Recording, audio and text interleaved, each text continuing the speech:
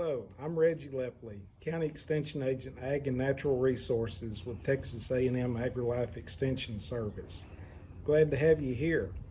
We're going to talk about planting strawberries today using a vertical pot, and there's a couple little tricks to this that, if you know, will make them perform a little bit better for you when you put them in your home landscape or your garden. First thing is, when you're using a vertical pot like this, you want to make sure that you get good drainage down through the pot to allow the watering to be able, when you water, to be able to allow all the plants to access the water. So to do that, we form a little tube out of wire and fill it with a coarse bark mulch, and that will allow the water to flow down through here. And then we'll plant our plants with good quality potting soil inside the pot. To make the plants where they will go in the pot, you may have to, if you start out with a plant like this, you may have to start out by gently breaking those apart and separating them, and separating the roots so that you'll have a piece that will fit easily within the pot. And then just place them in there. As you work your way up the pot, use your potting soil to fill in around and work that in and firm the roots up. Make sure you get underneath the plants that you've just set in.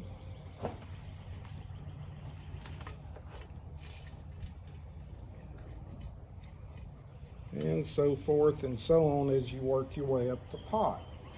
Now, you may have some plants that have small strawberries that have already started if you bought these from the nursery recently. You want to make sure that you remove that, because you want this plant to be vegetative and grow for a little while before it tries to reproduce itself by setting any fruit. So be aware of that, pay attention to it.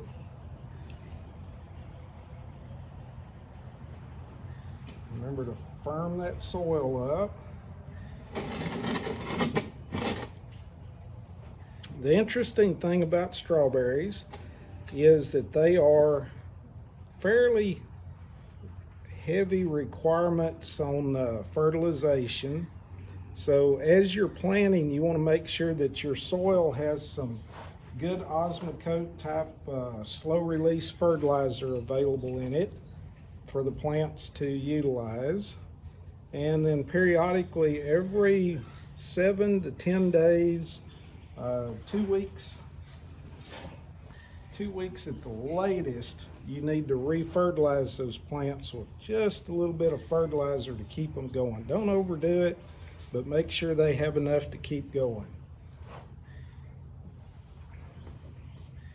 And be aware that when you're purchasing strawberries at the local nursery store, there are several different types of strawberries that we find available.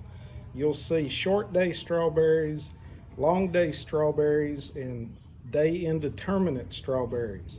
The indeterminate varieties are the ones that will basically bloom and produce as what they call everbearing. The thing to keep in mind is once it reaches 90 degrees, they really don't produce quite so well. So they tend to be more of a foliage, ornamental type plant than they do a real producer of berries. So with that, good luck with your gardening, and thank you very much for being here.